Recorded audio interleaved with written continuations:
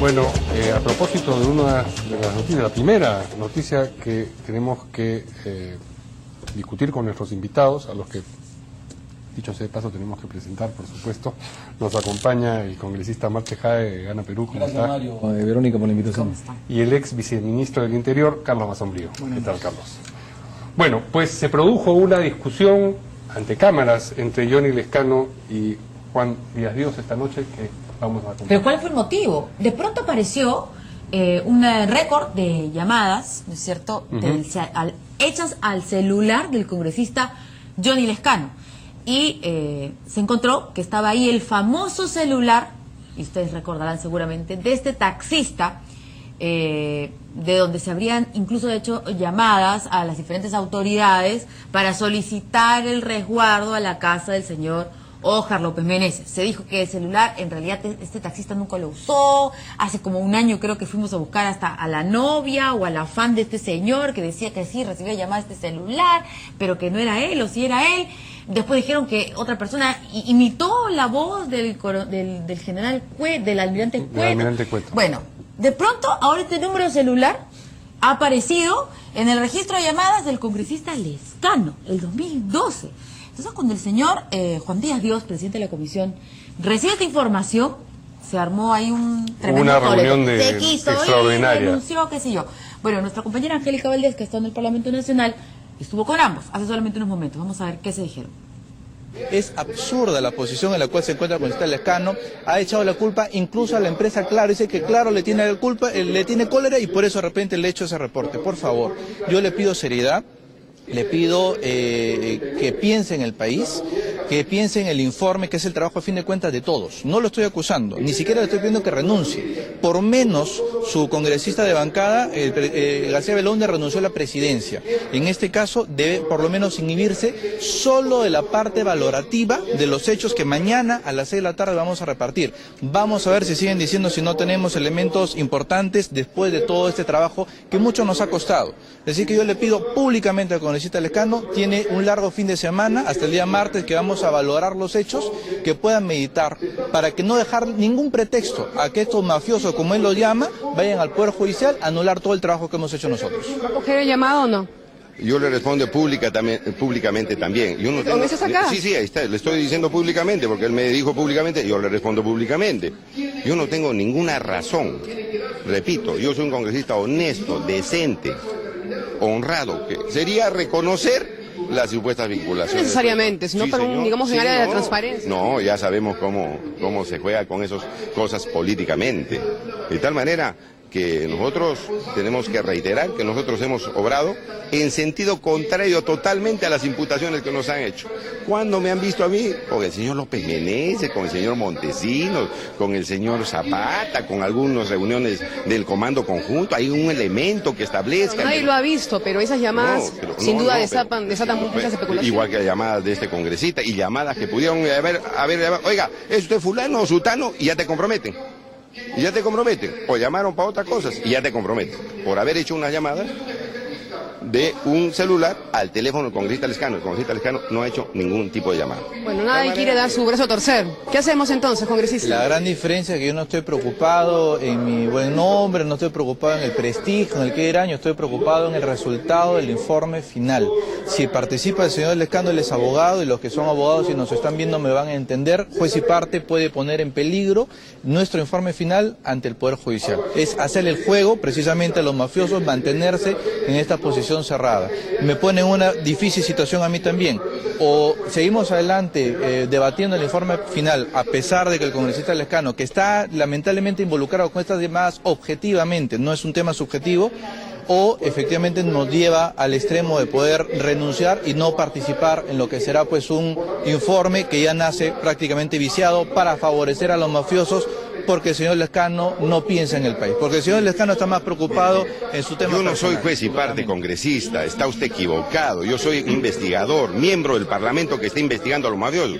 No me están juzgando a mí.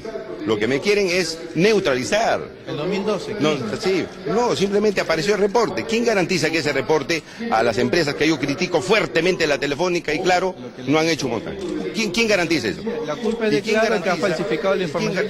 No, señor. La mafia funcionaba de distinta manera. Usted no se acuerda, porque es del fujimorismo, no se acuerda. No se acuerda, sí, pero sabe la trayectoria de su partido y sabe lo que hizo Montesinos. Eso mismo se está haciendo ahora para neutralizar al congresista Lescano. Ese es el pretexto. Bueno, vamos a entrar a debate. Este es un tema también político, pero yo rechazo contundentemente estas difamaciones que se han pretendido hacer, y el presidente, el extremo del presidente, porque todos los demás mis colegas me conocen, Ángela, saben quién soy. Podemos discrepar políticamente, pero decir, oiga, este señor, si no renuncia, yo me voy, es llegar a los extremos ya de una práctica política que no debe presentarse en el país. ¿Y cuál es el sentido de los miembros de la comisión? ¿Quieren que el congresista se aleje de la comisión? La razón por la cual yo me retiré de la comisión es porque, lo repito, hay un bloque oficialista, el congresista José Gutiérrez, conocido por su viaje a Rusia con el hermano del presidente de la República, el congresista Enrique Wong, el congresista Caso Guaire de Perú Posible, y el congresista Lescano, por supuesto, en una actitud en la cual le quitan importancia a un hecho que a mí me preocupa. Le repito, no me voy a responder, pero perfectamente podría yo decir, yo qué sé, topo de la comisión, porque el día de ayer el congresista Lescano nos decía, me opongo rotundamente a que entreguen el documento. Falso, totalmente falso. Bueno, es un hecho extraño que aparezcan estas llamadas, de cualquier forma, en el rol de las que recibió hace 2 años. Un enredo. Mm. ¿Ustedes entienden algo? Porque la verdad es que... Es bien enredado todo. ¿Qué es esto? Es raro lo de las llamadas, que aparezcan en su número celular, que haya habido. También es bien improbable que Lescano haya estado vinculado a estos hechos, porque Lescano es un congresista que no está, digamos, no tendría cómodo estar vinculado, me da la impresión.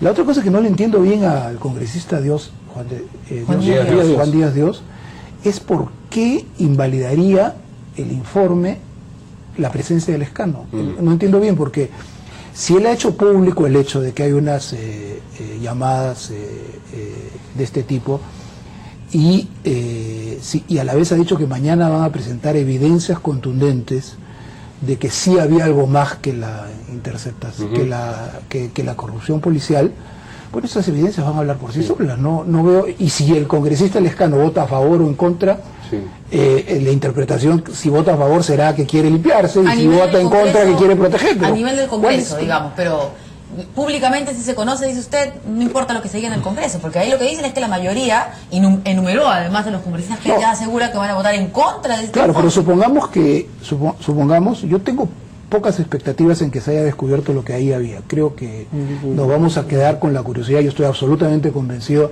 de que eso fue mucho más que una corrupción policial, pero no parece haber indicios de qué es lo que realmente ocurría. Sin embargo, el congresista, presidente de la comisión, Juan de Dios, dice que hay evidencias contundentes, que las tiene y que las va a presentar mañana. Entonces, si esas evidencias son contundentes y los otros 4 votan en mayoría contra eso, creo que la opinión pública va a tener una visión clara. No entiendo bien el razonamiento que hay detrás de la presencia o no del Lescano, ¿no? Seguramente el congresista nos puede ayudar. que es abogado, nos puede ayudar a ese razonamiento, pero antes creo que tenemos un enlace telefónico. A ver, estamos con el abogado del famoso taxista, ¿cuál es el nombre del que ya hace Fernando Lara. Fernando Lara, que ya hace un año, y la verdad es que no sé si de repente el doctor Carlos Rojas todavía continúa siendo su abogado. ¿En qué situación se encuentra el señor Fernando Lara? Buenas noches. Lara, ¿cómo está? Doctor Rojas. Muy buenas noches, señores periodistas. ¿Cómo está? ¿Qué tal? Público televidente. A ver, sí, sigo siendo abogado del señor Francisco Lara. Francisco Lara Rojas. Sí, disculpe, usted ha pasado tanto tiempo que ya nos hemos hasta olvidado del nombre del famoso taxista que en su momento fue tan buscado. Él se presentó ante las autoridades, ¿no es cierto?, para poder explicar cómo si es que un número celular de su propiedad, desde ese número se habían realizado todas estas llamadas aparentemente para pedir el resguardo en la casa del señor Óscar López Meneses. Así es. Mire, esto empezó, como ustedes saben, a nivel de la Fiscalía Corporativa encargada de dicho reporte de los funcionarios, y cada una de las imputaciones que se asignaban a mi patrocinado en aquel momento, todas ellas fueron desvirtuadas, tanto así que al final de toda esta investigación fiscal, mi patrocinado ha sido separado de la investigación. Excluido. Ni siquiera como testigo. Ni siquiera como testigo. Ni siquiera como testigo. Pero él es propietario del famoso número de teléfono desde donde se hicieron estas supuestas llamadas para pedir el resguardo. Bueno, sí, él admitió y él nunca negó que él con su nombre se había adquirido ese equipo telefónico. ¿Y cuál es la explicación que se dio en ese momento al hecho de que desde ese teléfono se hubiera llamado a quienes debían ordenar el resguardo a López Meneses? Bueno, las explicaciones, lo que nosotros vimos fueron elementos de convicción suficientes, es decir, documentación, y vimos la posibilidad al fiscal de que guardar el secreto de las comunicaciones, o sea, créanme que en este caso, el señor Francisco Lara actuó siempre ayudando a que la Administración de Justicia cumpliera con su trabajo. Pero él llamó o no, usó el teléfono o no lo usó, doctor. No, la historia es bien sencilla, se la voy a... A ver, por favor, y no se acerque mucho al teléfono porque se escucha saturado un poco, sí. un poco saturada la voz. Me están llamando a un celular. Ah, ya, ok. Rápidamente. A ver. El señor Francisco Lara efectivamente sacó un celular a su nombre. Ese celular él lo adquiere porque ve una oportunidad de un tercero, que en este momento es una persona que él no conoce, que no lo conocía, pero que ve una oportunidad de negocio en ese individuo, en ese sujeto, porque él estaba en pos de adquirir un equipo celular que, por decir, costaba en la tienda $1.800. Pero como mi patrocinado, que es una persona que se dedica al servicio de taxi y tenía algunos equipos celulares adquiridos ya con anterioridad, como cliente de Claro, tenía ciertas ventajas para la adquisición de equipos con un descuento. Ya, entonces, era un equipo robado, entonces. De segunda, digamos. No, él adquirió en la misma empresa, en la misma Claro. Ah, en el mismo Claro, más barato, de $1.800, ¿ok? Es que él, como ya tenía otros equipos celulares de Claro, entonces para él era más fácil poder adquirir con un descuento tipo un cliente VIP, pongámoslo en esos términos, ¿correcto? Entonces él le dice, bueno, yo saco el equipo, como era postado, es decir, si no paga, le van a cortar el servicio, por lógica, ¿no? Él adquiere ese equipo, se lo entrega a esta persona y se desentiende totalmente del celular, por la sencilla razón de que si el señor dejaba de pagar, evidentemente la empresa prestadora del servicio telefónico no le iba a tolerar porque deje impagos algunos servicios, inmediatamente cortaba. Eso es todo. Ahora, ¿qué ganó el señor Francisco Lara? Ganó una diferencia entre el precio de venta que adquiere el equipo y lo que le iba a corresponder pagar al señor, lógicamente con un documento que iba a presentar. Lo que pasa es que ese equipo, según le manifestaba este sujeto no identificado, era para una persona con la cual mantenía una relación sentimental y evidentemente no quería que de repente, supongo yo, su esposa, ¿no?, se llegase a enterar de que el señor había sacado un equipo, ¿no?, a nombre de una señorita o para que lo utilice una tercera persona. Esa fue toda la situación que se planteó. Repito una vez más, la Fiscalía investigó y mi cliente fue excluido de la investigación. ¿Quién utilizó el teléfono celular durante el año 2013? Él, ni una 2012. Vez. Él repito, él ni una sola vez. Ni una sola vez. Él adquiere el equipo, se lo entrega al ciudadano. Y se desentiende del tema. Simplemente fue un intermediario. Nada más. Muy bien. La diferencia del precio. ¿Y cuál es el nombre de esta tercera persona que supuestamente sí habría utilizado el teléfono? Por eso, repito, esa persona, nosotros se dio la descripción física de la persona, mi patrocinado, no lo conocía, no tenía ninguna relación ni vínculo de amistad ni enemistad con este sujeto, simplemente vio una oportunidad de poder sacar una ventaja económica. Muy bien. Colocó, por decirlo así. ¿Pero quién es esta persona? ¿Era guardaespaldas, chofer del señor López Meneses? ¿Quién era? Bueno, evidentemente ya la investigación seguramente ha tenido que dar con los responsables, porque ya todas las personas que están investigadas, ya judicializado el tema, deben estar pues tratando de determinar quién es este señor, ¿no? Pero su defendido nunca dio el nombre, nunca dijo fue tal persona. No lo conocía, repito, él actuó de una forma pues informal, entiéndalo, de una manera informal. Sí se entendió lo de lo informal, pero esta persona, o sea, no sabía nada de esta persona. ¿Quién era? Era alguien cercano, el señor Oscar López Meneses. Repito, él desconoce a la persona, no sabe. Ni siquiera conoce su nombre. Bien, muchas gracias al doctor Carlos Rojas, abogado de Francisco Lara. Qué enredo. Así es. Esto solamente contribuye a la bruma, o a la broma, no sé. Es una coartada, ¿no? ¿Tanto? ¿Pero qué? O sea, digamos, uno va a la tienda, compra un celular por una cantidad y le entrega a una persona que ni siquiera sabes quién es, y esa persona te lo ha pedido sin saber tú quién eres, es como raro, ¿no? No es así como, por lo menos si fuéramos conocidos, digamos, claro. Suena como coartada, ¿no?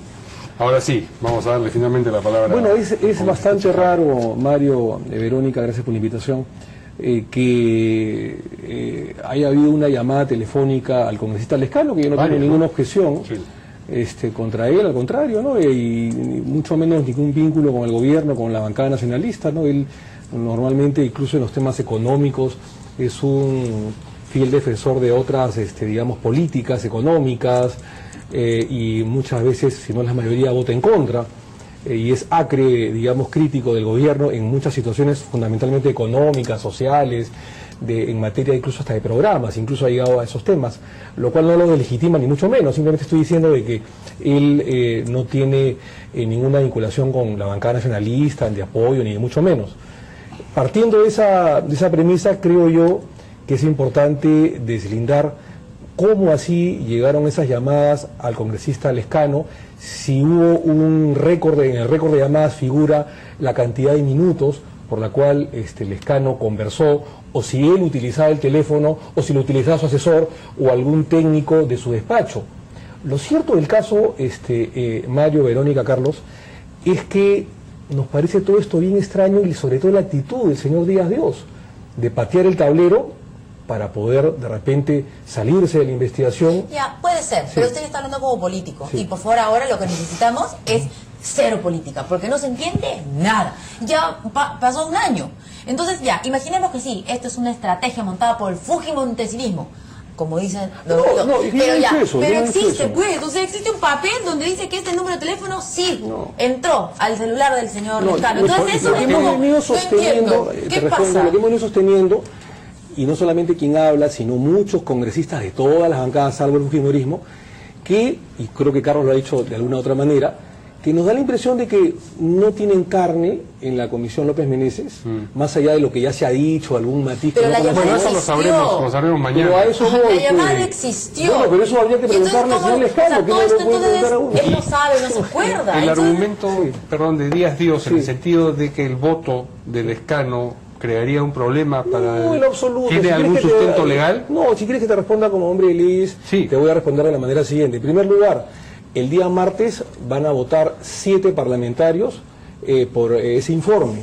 No mañana, sino el día martes. Pero él ha dicho, el presidente de la comisión ha dicho que mañana se va a ver a las 6 de la tarde van a presentar las evidencias concretas que demostrarían que pero el informe, es mucho más allá que eso. Pero el informe, las conclusiones las presentan el día martes en el seno de la comisión, que son 7 parlamentarios, y pasan a votar. Una vez que se vote, el próximo jueves se presenta al Pleno del Congreso de la República, en que tienen que ser votadas las conclusiones finales ratificadas por el Pleno del Congreso, es decir, por cerca de 130 parlamentarios. Por eso es que, concuerdo con Verónica, si por ahí o A, B motivos, o C motivos, Z motivos, el señor Lescano votara de manera distinta que el resto de los 6 parlamentarios, no tendría ninguna incidencia jurídica, ninguna incidencia jurídica, ni constitucional, ni política siquiera, ¿no? Creo que lo que Díaz Dios dice no es que constituye un problema que vote de una manera distinta, sino que vote sencillamente. Que al ser juez y parte, siempre dentro del argumento de Díaz Dios, sería eso... viciaría el proceso de investigación, eso es lo que está diciendo. Digamos, parlamentario. No el sentido del voto, sino el voto en sí. En lo absoluto, porque te vuelvo a repetir que esto tiene que, este primer tamiz, que es las conclusiones de una comisión investigadora, tienen que pasar por el seno del Pleno del Congreso de la República, y también, si hubiese delitos adicionales contra determinadas personas, contra determinados funcionarios públicos o exfuncionarios públicos, por la Subcomisión de Acusaciones Constitucionales.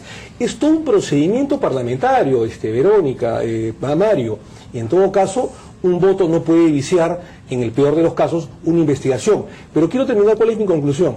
Hace mucho tiempo yo he sostenido, y muchos parlamentarios lo mismo, de diversas bancadas, que me da la impresión que no tienen carne, que el señor Díaz Dios ha querido digamos, anexar cualquier vinculación de Palacio de Gobierno, del presidente Ollanta, con el señor López Meneses. Como no tiene absolutamente nada, me da la impresión que se está aprovechando de un tema absolutamente bochornoso como el que estamos comentando. Bochornoso no es extraño. Extraño. Entonces, para, si usted me dice, yo no sé cuál es el teléfono del congresista Johnny Lescano. No para sabría si patear, en este momento quiero hablar con él, no sé cómo hacer. Para Entonces, ¿cómo patear puede ser que las este investigaciones. teléfono, esta persona que utilizaba este teléfono, sí haya tenido el celular Entonces, del más congresista? allá de lo sospechoso, que a mí también me parece lo mismo que ustedes, no vaya a ser que el señor Díaz Dios, al no tener ningún tema, digamos, de carne como para vincular al gobierno, entonces, con Palacio de Gobierno, con el señor López Meneses y con toda su aparente red, quiera patear el tablero y salirse de la investigación y decir, uy, me boicotearon la investigación, por vicio me retiro. Ojo, ¿ah? No, pero hay un elemento. Una de las explicaciones del celular podría ser que la persona que tenía el celular, porque no creo que era el taxista el que manejaba el celular, yo le creo la primera parte al taxista. Lo que es difícil de creer es que no conociera. Exacto, pero digamos, esta segunda persona que tenía el celular era alguien que estaba en la normalidad de llamar a un congresista. Digamos, claro. No avanzamos mucho en identificarlo, pero por lo menos podría explicarse por qué Johnny Lescano recibe esta llamada, qué sé yo, un general, un congresista, un funcionario, un asesor, alguien que tenía eso y que no era extraño que recibiera esa llamada. Podría ser extraño el caso, perdón, parte de la explicación. Extraño el caso es que lo han sacado de la investigación, incluso hasta como testigo, según lo que he escuchado, sí, al abogado, al señor Lara. Es extraño. Sí, suena raro. Ahora, y yo que estoy convencido de que, pues conozco la policía y conozco el sector, que esto es imposible que sea solo un asunto de corrupción policial y que algo había, pero no sabemos qué. Me parece que el punto medular es que dice mañana el señor Díaz Dios. Él dice que tiene evidencias contundentes de que han hallado cosas. Que las muestre. Ahí está el punto. Que las muestre. Punto. Si hay evidencias contundentes en la opinión pública. Yo tengo mis dudas. Pero pero hay que esperar 24 horas para hacer. O al martes, ¿no? Lo que no entiendo, y eso lo es, ¿cómo puede ser posible que las evidencias contundentes se presenten primero y luego una semana después se vote? ¿Ese es el orden de los factores? No, lo que pasa es que seguramente lo presentará mediáticamente, ante la opinión pública. Entonces, las evidencias contundentes serán las que hablen el día de mañana y nos den una respuesta a este misterio, ¿no? Mientras tanto, vamos a una pausa.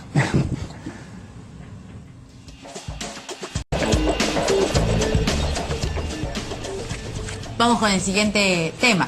Lo que hasta hace una hora era lo más importante del día, que era lo del caso Martín Belaúnde del Ocio. Y de pronto tuvimos que cambiar la pauta y como primer tema se lo de López Meneses porque apareció este número telefónico en el registro de llamadas del congresista Johnny Lescano.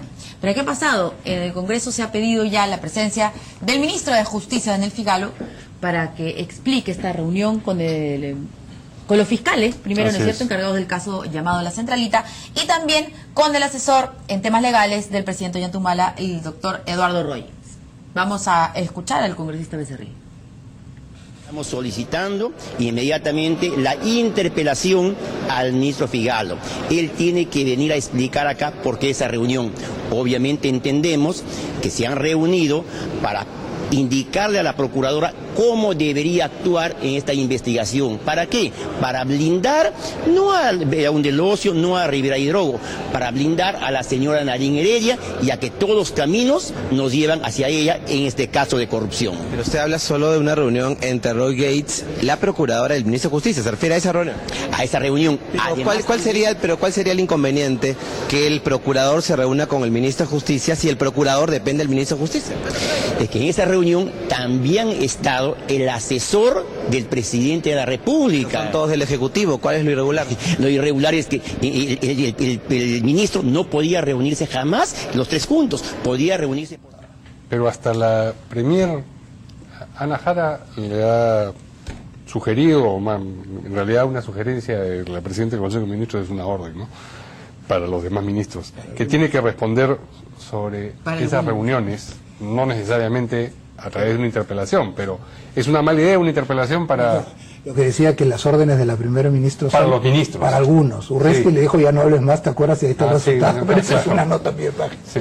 Esto sí es bien delicado, ¿no? O sea, que el ministro de Justicia se reúna con los fiscales que están viendo el caso, que el ex procurador Salas diga que eso es un indicio de que están tratando de poner la colaboración eficaz como argumento, que eso libraría a Belaúnde del Ocio de ir a prisión, que eso lo... No, y además se encapsularía en determinada esfera. Que haya participado Roy Gates, el asesor presidencial, en eso.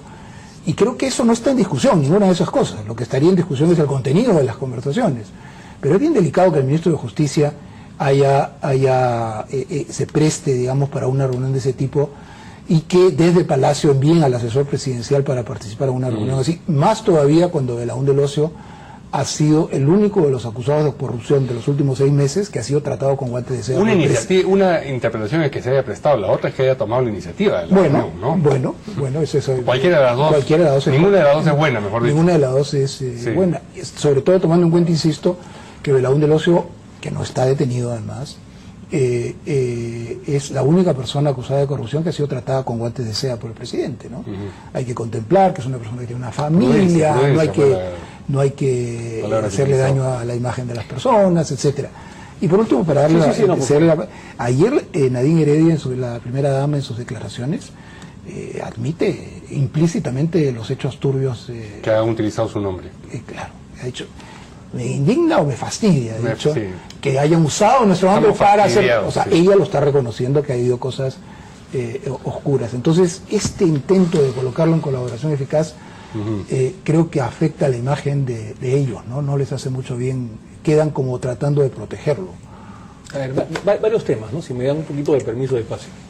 Primero, la ministra Ana Jara exhorta al ministro de Justicia que declare, porque en ese momento ella no era premier, era ministra de la Mujer y después de Trabajo. Eso fue las reuniones entre mayo y junio de este año, y la presidencia del Consejo de Ministros ella la asume en julio. Entonces, desconocía probablemente de estas reuniones. En segundo lugar, hay una equivocación. Eduardo Roy Gates no se reúne con la fiscal. Eduardo Roy Gates, consejero presidencial, se reúne con con la procuradora del caso Ancash, ¿no es cierto? Eso me parece que ha sido por los informes periodísticos en el mes de junio. No se reúne con la fiscal. Y no tendría nada de malo. Yo he trabajado en la Procuraduría Anticorrupción. ¿Ministro de Justicia? Pero nosotros nos reuníamos con la ministra de Justicia, María Zavala, en los temas de extradición todas las semanas. No tiene nada que ver, no es ninguna irresponsabilidad ni nada de ilegal que los funcionarios del Estado, como la ministra de Justicia o el ministro de Justicia, se reúnan con sus procuradores para temas informativos o para temas de coordinación. ¿Y con los fiscales? ¿Perdón? ¿Y con los fiscales? Digo que Eduardo Roy no se ha reunido con el fiscal, se ha reunido el fiscal. Tengo entendido, por lo que he leído en uno de los diarios locales el día de hoy, que el ministro de Justicia se reúne, aparentemente con permiso del jefe del fiscal, que ve el caso Ancash, para temas de delimitación de competencias, de delimitación de jurisdicción, porque es cierto que a veces, Mario, Verónica, Carlos, hay algunos cruces de funciones entre lo que hace la Procuraduría y lo que hace el fiscal, el Ministerio Público. Y para delimitar esas funciones se reúnen a veces las autoridades. ¿Es normal que el asesor en temas legales del presidente Ollanta Humala se reúna con el ministro de Justicia y que se convoque además a los procuradores? O sea, no se ha convocado a los procuradores. Por eso es lo que dice el señor Ronald Gamarra. Él ha dicho, no sé cuál será su fuente, supongo que sus amigos de la Procuraduría, que el ministro convocó a una reunión, ¿no?, de la Procuraduría, y que ahí estaba el señor Roy. Los detalles informativos, fácticos, de hecho, eso lo tendrá que explicar el señor Roy o el señor ministro de Justicia, el señor Figallo. Pero no hay absolutamente nada de malo, ilegal o sospechoso que el ministro de Justicia, el titular de la cartera, que además, dicho sea de paso, hay que decirlo, es el presidente de Defensa Judicial del Estado y del Consejo Judicial del Estado, se reúna con funcionarios públicos de Defensa Judicial del Estado, con sus subordinados, es decir, con los procuradores. Yo lo hacía con la ministra de Justicia, María Zavala, el asesor del presidente. Acá no se está cuestionando que el ministro se reúna con los procuradores. Acá lo que llama sospecha es que el ministro, para hablar sobre estos temas, tenga que reunirse con el asesor del presidente. Porque no es un asesor, porque Roy Gates, que yo lo conozco bastante, es amigo mío, no es un asesor político. Es un asesor jurídico, en temas jurídicos. Pero del presidente, ¿qué tiene que ver en este asunto? Porque el presidente de la República no ha autorizado necesariamente al señor... él ha ido por la libre. No, porque coordina con el ministro de Justicia. ¿Pero por qué va a coordinar con el ministro de Justicia sobre un asunto que no compete al presidente de la República? Porque tú lo estás viendo mal, mi querido Mario, con todo el respeto que te tengo, el aprecio que te tengo, de una manera política, desde un ángulo político. Pero los procuradores coordinan con los ministros de Justicia y el ministro de Justicia está en toda la opción o la facultad de llamar Estamos a un hablando asesor jurídico. Ya, pero ese es Que para asesor que le explique jurídico al del presidente. presidente, no del ministro de Justicia. Para que le explique al presidente. Pero tú sabes Sí. quién es el primer asesor jurídico del presidente de la República, el ministro de Justicia. Pero este es un asunto que le concierne al ministro de Y Justicia siempre- en tanto tal, y siempre- no en tanto no, asesor y del siempre hay presidente de la y República. siempre hay coordinaciones entre el ministro de Justicia, los asesores jurídicos, no políticos como el señor Roy, con diversas personalidades, porque además todos son Vamos a funcionarios hacer- públicos. o hablando de funcionarios Y no públicos, es un cierto paréntesis. que el gobierno haya querido, con estas reuniones, determinar la colaboración eficaz Si nos permite. de la colaboración eficaz Parte del del señor tiempo, Martín si nos Belaunde. permite, nos corta la llamada. Tenemos un contacto exclusivo de último minuto con el fiscal Marco Guamán. ¿Cómo está, doctor Guamán? Buenas noches. Sí, buenas noches. ¿Cómo está? Bueno, muchas gracias por haber aceptado nuestro llamado, porque me imagino que con sus palabras se podrá aclarar un poco los hechos. Bueno, en principio esta reunión de usted como encargado fiscal del caso llamado La Centralita con el ministro de Justicia, el doctor Figalo. ¿Aló? ¿Nos puede contar sobre qué versó esa reunión? Si había alguien más presente en el ambiente en el que se reunieron. Claro, bueno, esa reunión se llevó a cabo más o menos la primera, segunda semana de julio, cuando yo tenía poco tiempo, que me hacía cargo de la investigación, y era en relación básica, y fue convocada por el doctor Gustavo Quirós, el superior nacional de las Fiscalías Anticorrupción, a raíz de el tema de las versiones periodísticas que salían en relación a que el Ministerio Público estaría maltratando y tratando de ahuyentar al colaborador eficaz uno que se tenía en esa época, y que el UDAVID no estaría cumpliendo, que es parte del Ministerio Público, no estaría cumpliendo con su función. Pero esto no era cierto y incomodaba y perjudicaba la labor de la investigación, porque los colaboradores eficaces siempre son importantes en una investigación, sobre todo cuando se investiga una organización criminal, ya hay un tratamiento muy adecuado de estos colaboradores. Entonces estas versiones periodísticas que salían con declaraciones de la Procuraduría estaban entorpeciendo esta institución de la colaboración eficaz. Entonces, y también la labor del UDAVID.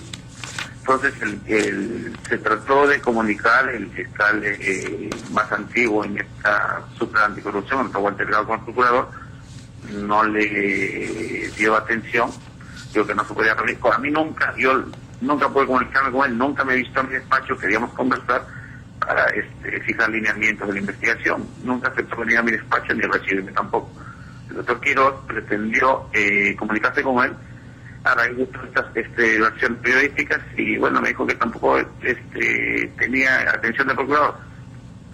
En los días siguientes me convocó y me dijo que había obtenido una audiencia con el ministro para explicarle de que para conversar, no explicarle, sino para conversar de que estas versiones periodísticas que están en la Procuraduría perjudican la labor de investigación y de labor eficaz. ¿Cuáles eran estas versiones periodísticas a las que usted hace mención? ¿Cómo? ¿Cuáles son estas versiones periodísticas a las que usted se refiere? Salían versiones a que la Fiscalía estaría hostigando al colaborador eficaz número 1 con el fin de que dejara a este colaborador y se retirara pues de la investigación, de la colaboración que podría brindar en esta investigación. Y ese fue el motivo por el cual convocaron el doctor Gustavo Quirós convocó la reunión conjuntamente con la fiscal superior Rosario López Wong, que es jefa del UDAVID, para poco ¿Y el doctor Quirós convocó también al ministro? Porque yo entiendo que convoque a sus subordinados o a quienes participan, digamos, de la fiscalía, pero también fue él quien convocó al ministro. No, él él coordinó, me dijo, me convocó a mí porque ya había hecho una coordinación con el ministro para efectos de que... ya, pero cuando decimos hizo la coordinación, no queda claro quién tomó la iniciativa. ¿El Ministerio Público o el ministro de Justicia? No, lo que yo conozco es que el Ministerio Público tomó la iniciativa para que Okay, o sea, el Ministerio Público se sentía afectado por las declaraciones del procurador Salas, ¿es así? Efectivamente, ese era el fondo del asunto. Y entonces, digamos, en buen castellano... Y el procurador Salas hacía declaraciones periodísticas, pero no concurría o no permitía una reunión entre la Fiscalía y la Procuraduría que representa. O sea, usted había solicitado, antes de reunirse con el ministro de Justicia, reunirse personalmente con el procurador Salas para, digamos, limar asperezas, y él no quiso darle reunión. Yo desde el primer momento que asumo la investigación, pretendo reunirme con él. Por eso es que la persona que ya venía trabajando en esta provincial anticorrupción, el doctor Walter Delgado Tobar, telefónicamente lo convoca. Acepta reunirse con él, pero no conmigo. Yo nunca he tenido ningún proceso con el señor Salas, no hemos trabajado juntos, y no entendía por cuál era el motivo de la negativa a reunirse conmigo, que estoy dirigiendo esta investigación. Okay. Y todo esto, para poder cuadrar fechas, ¿fue antes o después de la denuncia contra el señor Salas a consecuencia del testimonio de un colaborador eficaz? No, esa reunión ha sido en el mes de julio. Ok, ¿y lo del colaborador eficaz? Eso ha sido, bueno, esa es una declaración que recibió el colaborador eficaz, ha sido con posterioridad, desde el día del mes de septiembre, octubre. Y cuando usted recibió esta información, de un colaborador eficaz donde supuestamente reconoce un sobre que era para el procurador Salas, para que imputara a algunas personas en este megacaso, ¿usted no intentó conversar antes con el procurador Salas y decirle a ver si ahora sí quieres reunirte conmigo para que conversemos sobre esta información que me ha llegado? No.